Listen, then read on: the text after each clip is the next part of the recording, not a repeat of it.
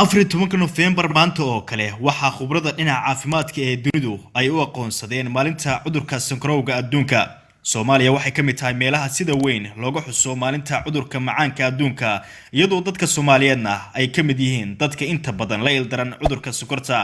haddaba magaalada Boosaaso ee xarunta dhaqaalaha Puntland ayaa maanta lagu qabtay munaasabad lagu xuseeyay maalinta cudurka macaanka adduunka. munaasabadan oo ay si wada jira u soo qaban qaabiyeen xarunta caafimaadka ee Caafi Clinic and Diabetes Center iyo maxadka barashada cilmiga caafimaadka ee East Shore College ayaa waxa ka soo qayb galay dhakhaatiir xubno ka socday wasaaradda caafimaadka Puntland iyo qaar ka mid ah dadka iyagu la nool xanuunka sokorta. intii ay munaasabadu socotay ayaa waxa goobta lagu soo bandhigay sidii bulshadu ay uga hortagi lahaayeen cudurka sankarowga iyo sida loo maaray. Dr. Maxamed Mire oo qaabilsan cudurka sokorta isla markaana ka howlgala xarunta caafimaadka ee Caafi Clinic and Diabetes Center ee magaalada Boosaaso oo gureyntii munaasabada ka hadlay ayaa waxa uu goobta ku soo bandhigay warbixino kala duwan oo ku saabsan cudurka sokorta iyo sida ay bulshadu iskaga ilaalin karto cudurkan. Saawtiin adduunka xanuunku markuu faafo ama markay dhibaatada badato maalin baa loo asteeyaa. Sokortu waxa ka mid tahay dhawaanaha kan xanuunada soo faafaya ama dhibaatada adag wadanku ku haya. waxaan u maleynayaa wadanka Soomaaliya oo markii ugu horeysay laga xuso maalinkan, laakiin caalamka ugu yaraan 50kii sanad guurida 50aad baa la sii wadaa. 50kaas inagu waa la noolayn mar ogeyn iska dayna xusnay waxa weeye xataa in jirto maalinkan lama ogeyn. nisbanaag xali baan ku tashanay inaan maalinka xusno. waxa aad nagala shaqeeyay u mahadcelinayaa Saciid Waraabe mas'uulka wasaaradda caafimaadka gobolka Bari iyo macadka East Shore. ugu dambeyn wixii aan abaabulnay baan damacnay inaan maanta sameeyno bal isku imaasho wacyi gelin iyo qorshayaal aan wada yeelano. halkan waa xogtan soo jeeda wax badan bay ka muuqdaa. waxa la sheegayaa 2000 iyo macnaha waxa ka wadaa 1980kii dadka sonkorta adduunka la nool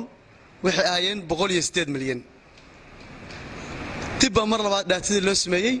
2014kii dadka sonkorta la nool caalamka waxay noqdeen 422 milyan oo qof. macnaha 108 iyo 422 farqi weyn baa u dhaxaya. waxaan fahmaynaa inuu xanuunkani aad u soo siyaadayo. mid kale oo ku xigta waxay noqonaysaa dadka ugu badan oo ku dhacaysa sonkortu waa wixii 18 sano ka weyn. daayirtii aad ugu dhacaysa. waxyaabaha kale oo cajiibka waxa ka mid ah sonkortu waxay dhibaato u geysatay caalamka markii la eego dadka laanta ku dhacdo iyo dadka kuliyuhu istaagaan iyo dadka wadnuhu istaago iyo dadka uu ku dhaco faaridka xanuunka la yiraahdo. inta waxa u badan baa la yiri dadka sonkorta qaba. xogtan waxay kale oo sheegaysaa wadamada ugu badan oo halista ku jira waa wadamada dhaqaalahooda hooseeyo iyo wadamada dhaqaalahooda dhexdhexaadka yahay. waagii hore hadii la oran jiray qofka lacagta haysta iyo qofka dawladda ku jira sonkor ku dhacda iyo dadka lacagaha leh hadda reer miyiga ku dhacaysa. Dr. Maxamed Jaamac oo ka socday maxadka East Shore College ayaa isagana dhankiisa tilmaamay in cudurkani loo baahan yahay in ay bulshadu fahanto isla markaana uu yahay xanuun si fudud loo maareyn karo. waxa mataqaanaa marka aan maanta dhamaan mataqaanaa uga faa'iideysanayna anaga xarunta bixisa caafimaadka waxbarashada caafimaadka East Shore iyo wasaaradda caafimaadka gobolka iyo isbitaalkaas Caafi. waxaanu mataqaanaa rabnaa bulshada inaanu ku wacyi gelino barnana in xanuunkan ay ku fiican tahay in laga hortago inta hadhow la dhibaatoon lahaa dibtiisa aafada aan hadhowdii mataqaanaa ama lugooyin ama stroke ama kaliya istaag waxyaabahaas ku dambeynaysa. waxa ka haboon in mataqaanaa aynu ka hortagno. waxa kaliya ka hortagi karnaana waxa weeyaan intiisa badan waa preventable waa xanuun laga hortagi karo oo laga hortagi karo waxyaabo fudud waliba aan kharash naga baahnayn. sidoo kale waxa iyagana goobta ka hadlay mas'uuliyiin ka socday wasaaradda caafimaadka Puntland iyo sidoo kale qaar ka mid ah dhakhaatiirta ka howlgala magaalada Boosaaso iyaguna bulshada u sheegay inay iska ilaaliyaan wax kasto keeni kara cudurka sankarowga. magaca isbitaalka Caafi Hospitalna ku hadlaya dhakhtarna ah. waxaan u maleynayaa caqabadaha inaan xooga saaro si aynu sanadkan uga shaqeyno sidaynu caqabadahaas uga shaqeyn lahayn. inkastoo inteena halkan fadhida aynu koobanahay laakiin waxaan filayaa miidiyaha bulshada inta badan gaarsiin doonta. kow horta caqabada sankarowga bulshadeena ku hayso waxa weeye qofku horta inuu aamino sankor inay jirto dhakhtarkuna ku sheegay waxa uu dhakhtarku u sheegayna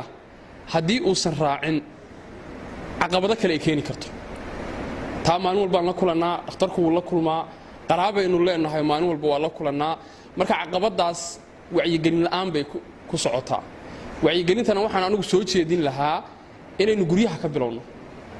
oo hadduu aabbe qabo ama hooye qabto ama walaala qabo oo uusan xataa sokorta waxyaabo badan uusan akhrin oo uusan ka ogayn guriga dhallinyar baa joogta inta badan bulshada dhallinyar bay u badan tahay inay ku xoojiyaan oo dhahaan sokortan waa qabtaa inakeen dhakhtarkan u tagaynaa talaynu raadinaynaa ay serious u qaataan waayo annaga isbitaalka hadda dhallinyar badan baa noo timaada qaarkood aqoon leh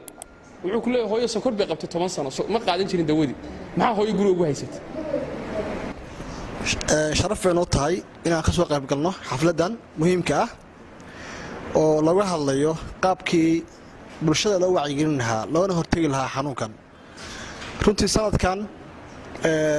halku dhig wuxuu ahaa qoyska ka ilaali sonkorowga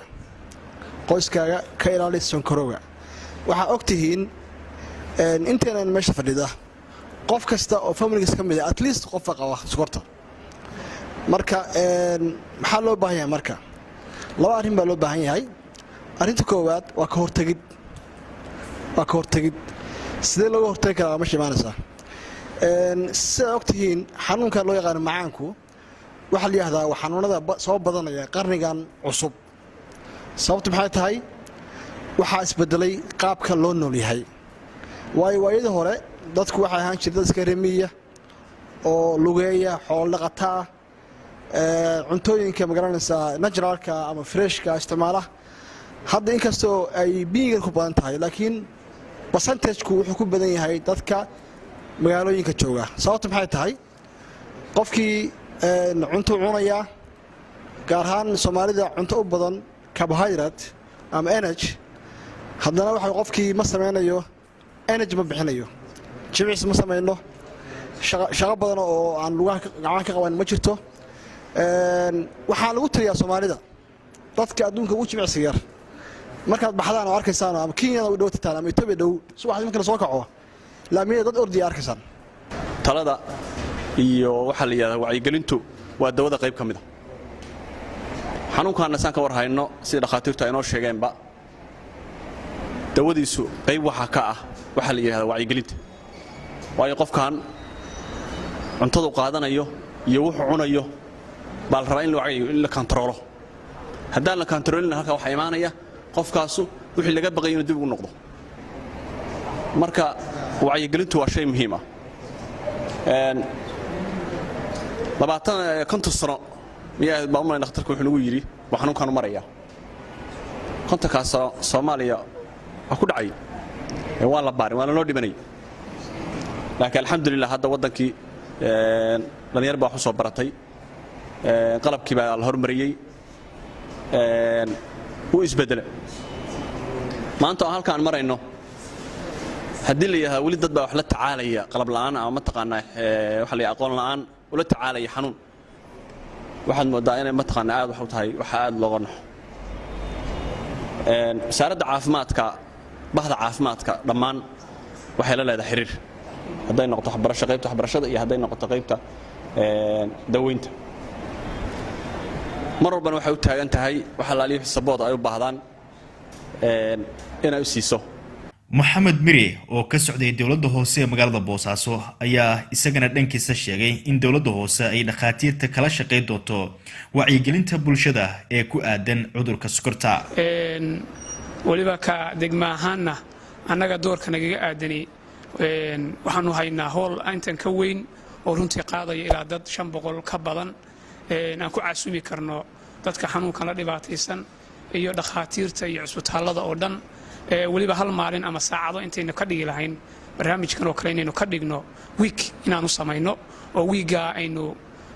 ka degmaahaana aan diyaar inaynu nahay wax alla iyo wixii markaa facility haddii ahaan lahayd inaynu hoolka inagu caawino haddii ahaan lahayd inaynu wacyigelinta qayb ka qaadano intaas baa diyaar baan la nahay qaar ka mid ah dadka la nool xanuunka macaanka ayaa iyagana goobta ka sheegay in uusan wax dhib ah ku hayn xanuunkani isla markaana ay sameeyaan maareyn guud oo ku saabsan xanuunkan idii haba ii fiicnatay laakiin maalinta iigu fiicnayd waxay ahayd maalintan maxamed mire u tegey oo anigu waxaan ku xirahay cusbitaalka caafi waxaan idiin sheegayaa sonkortu adduunka waa haysataa waana qaadatay dadkuna waa qabaa haddaba dadka wacyigeliya dadka waxu sheega dadkiina mutacalimiinta oo wax bartay dadka waxu sheega sonkorta ha lala tacaamulo alxamdulilaahi rabbilcaalamiin doctor maxamed mire waa u mahad celinayaa allihii subxaanahu wa tacaala caafimaadka ay siiyana waa u mahad celinayaa waa mahadda iska leh waxa ay tahay sonkortu waa cudur aad u xun oo qofku haddii dhaawac gaaro uusan dhaawacii doorsanayn laakiin markuu sameeyo inuu ka hortago oo wixii dhakhtarku kula ballamay uu qaato waa wuxuu iska ilaalin karo aad baan u ladnahay barwaaqaan qabaa ummaddana saasaan u sheegayaa cudurka macaanka waxa uu ka mid yahay cudurrada ugu halista badan ee ka jira guud ahaan caalamka waxaana la nool dad kor u dhaafaya ilaa 5 milyan oo qof kuwaas oo ku kala nool guud ahaan wadamada caalamka